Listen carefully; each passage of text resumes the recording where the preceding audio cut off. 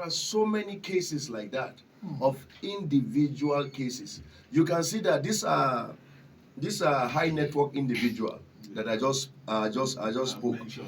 mentioned. There are people that have their own personal experiences. Admission. Abu Zaria, my daughter. Sorry, let me just give an example. My daughter got 222 in JAM. She applied for medicine. She wasn't given. And she's from Kaduna State, Lere local government. Not even Zone Kataf, that you say they are advantage. Yeah. But she was not given because her name is Anne. But you see people with a 180, not even from Kaduna State, even from Katana Sokoto, they are being given to read medicine. Christians in the north, we don't get admissions of courses of our choice. You see, Southern Kaduna, yes. Southern Kaduna is a place that you have high traffic of youths leaving the area to go and school elsewhere. Yeah. That is a proposed University of Science and Tech in Manchok. Yeah. Do you know that some of these people of the other faith, they are kicking against it? Why should that school be cited in Southern Kaduna? The excuse they give is insecurity. Is there no insecurity in Binangwari? Because they are proposing it to go to Binangwari. Is there no insecurity in Binangwari? There is. Even when we are talking of insecurity, is it not the Polytechnic in Zaria that Zaria attack sometimes? There is. And all of that? So there is. And you see, in the whole Northwest, I don't think there is any region that is as educated as Southern Kaduna. Let me even recall what the National Bureau of Statistics wrote some years ago. In the north, after Kwara, in terms of education, after Kwara State is Benue. After Benue is Kogi. And after Kogi, the fourth is Kaduna. And why Kaduna? Southern Kaduna. Before even Plateau and the rest. You understand? So the thing is that even educationally, they are suppressing us. Economically, they are suppressing us. Because there is even the issue of land grabbing. You didn't mention it. Yes, when they kill, they take over. There was a time the former governor, he dared us that let anybody tell him any village that they say Fulani have taken over. I brought up about 150 villages. Yeah, villages. The Fulanis they kill and they take over. In Kaduna State, even in Kajuru here, some in Jamal local government. Wow. You get it. So there is even the issue of land grabbing. So it's a complete genocide. When we kill you, we take over your land. We take over your land. We take over your economy. You get it. So today I was looking at a picture from ABU, School of Nursing. I saw all the ladies on hijab. I said, is it that no Christian lady applied for nursing? I don't know which level. They just said nursing students.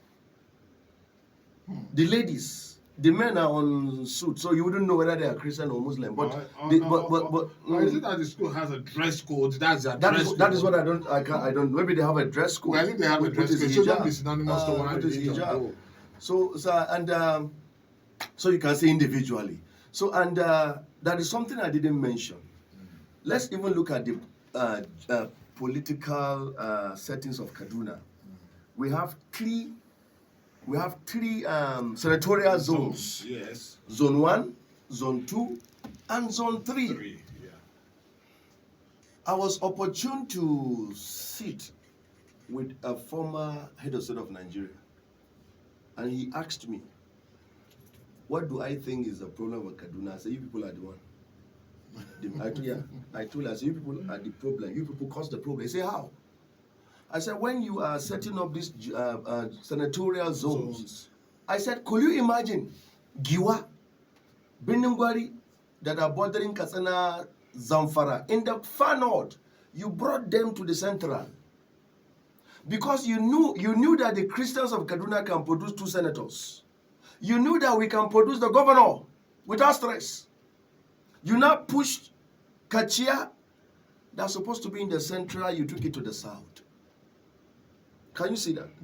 Lere, that's supposed to be in the south, you took it to the north. So anywhere the Christians are majority, you try by all means that you weaken us. Yeah. You weaken us, and you now boost your own population.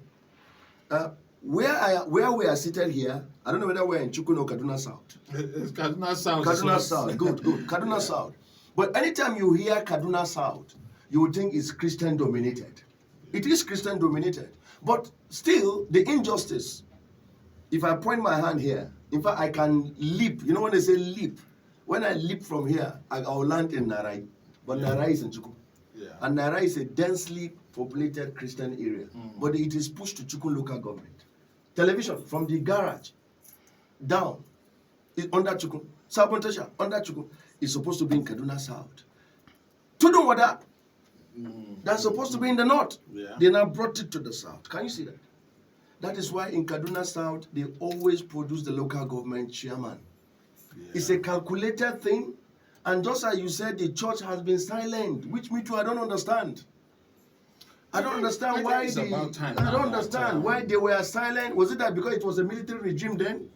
When you talk, but there were people that were talking, there were activists then.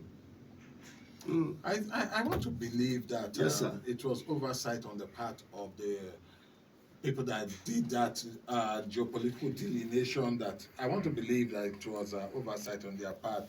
Though with what you are saying, it's hard for me. I doubt. to I see. doubt if it's I doubt if it is an oversight. I doubt if you see. You see, there is something that I wrote one time. This House of Fulani Intelligentsia. I wrote that before I knew that Hausa is not a problem. Let me be fair to the Hausa people. This agenda is a Fulani agenda. And the Fulani agenda is from Mauritania up to Central Africa. In fact, not even their aim is even to go to South Africa. I'm saying it with all boldness. The Fulani agenda is not only Central African Republic up to South Africa, because you see, I read a little bit of Islam. In fact, I have an Islamic background. I can trace my family 500 years of Islam. My father is the one, Ayub Azaman, that converted to Christianity.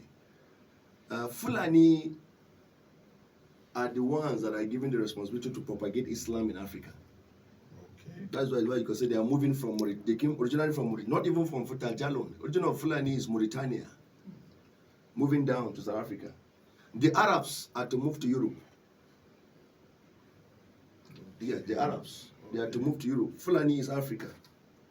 That is why you can see almost all the mosques are the Fulani clerics. You can hardly see a Hausa cleric. So, I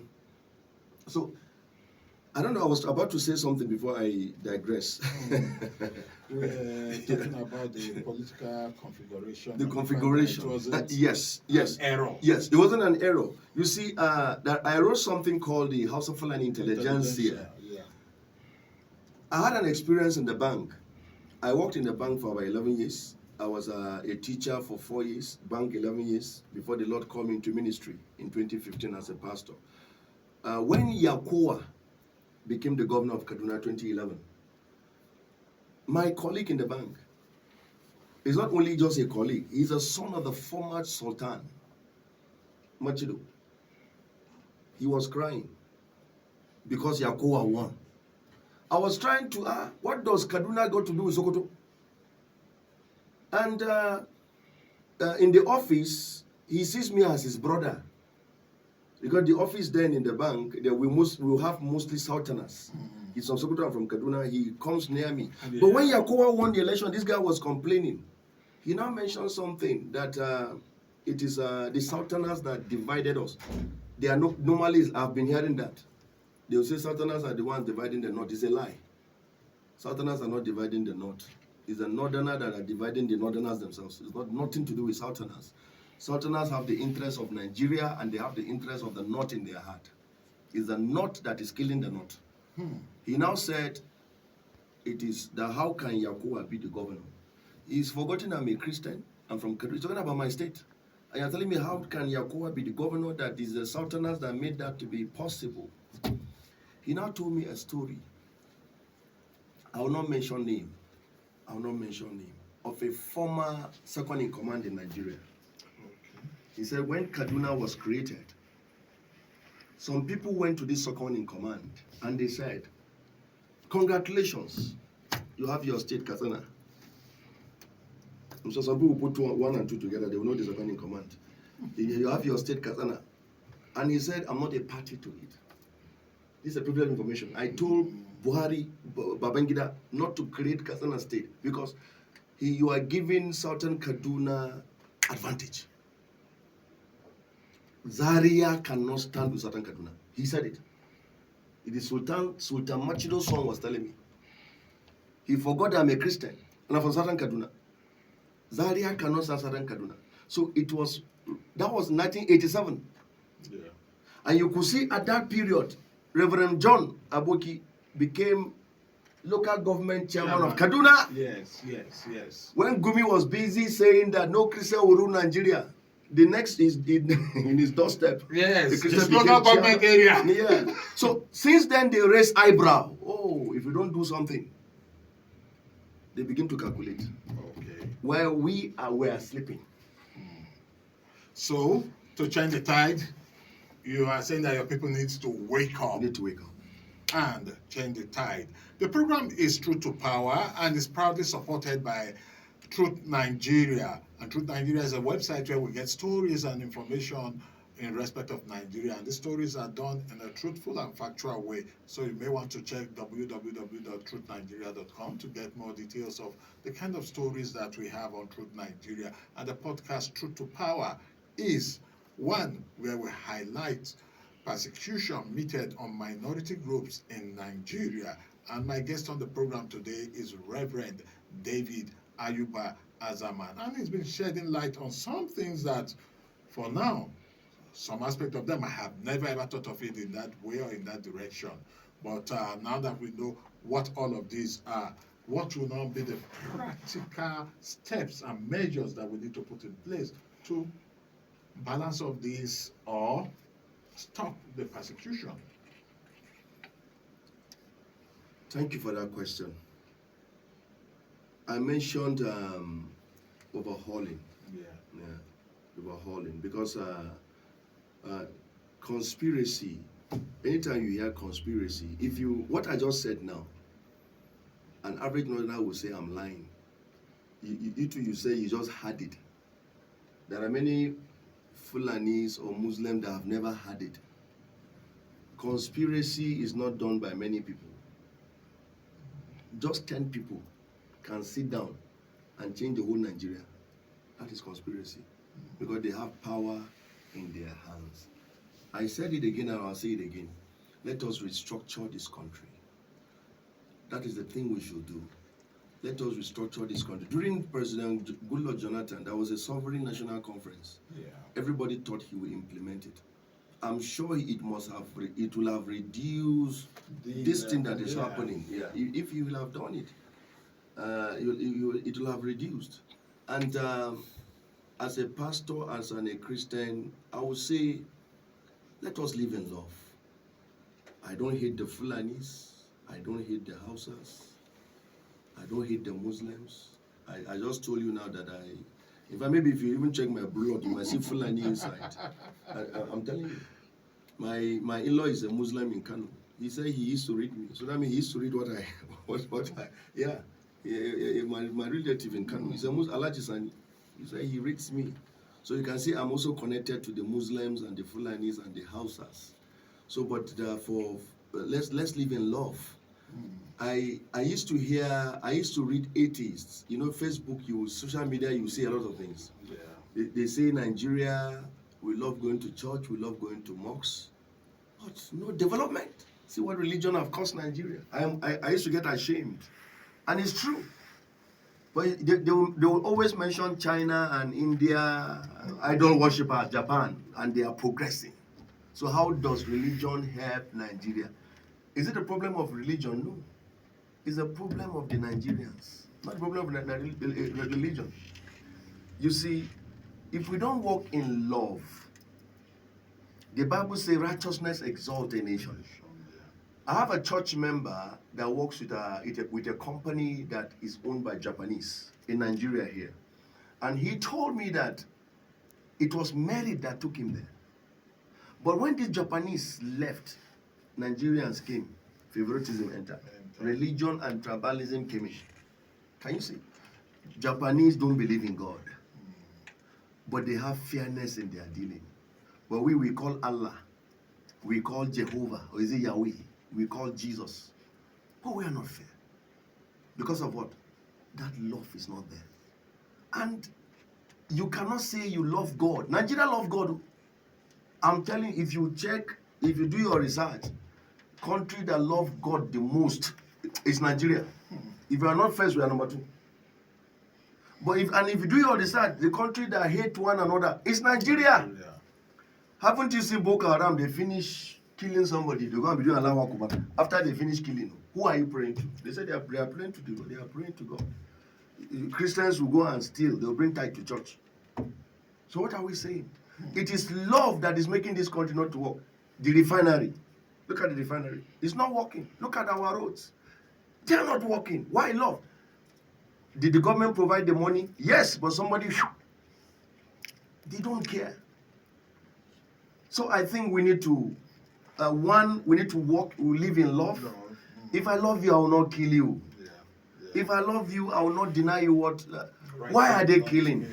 You see, when I was in the bank, then we had a meeting with the chairman of Kaura after the attack somewhere around Manchok, and about 150 people were killed. We were in the office of the chairman because I was in the bank in Kafanchan then, Diamond Bank then, Kafanchan, in our marketing. I wasn't a pastor then. I think I asked him, Mr. Chairman, what is the problem? Why are they killing? He said, if you ask me too, I don't know. He said, I don't know why they are killing. He said, if we know why they are killing, we'll call them for a dialogue.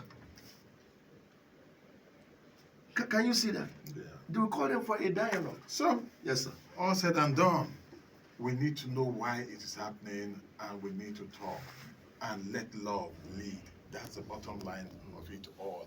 I want to sincerely appreciate you for having time to be on. Thank you so much, sir. Thank you so much, sir. My guest on the program today has been Reverend David Ayuba Azaman, and he is popularly called Azaman. And hoping that some other time we'll still be able to bring you to the studio to shed more light on some of these things and look at things from a different angle. Yes. My name is Ehis Agbon. I want to appreciate the folks at Truth Nigeria for supporting this program. Until next time, when we'll be on again, like you heard the Reverend Gentleman say, let love lead. That is the solution to our problems. Thank you, sir. Thank you.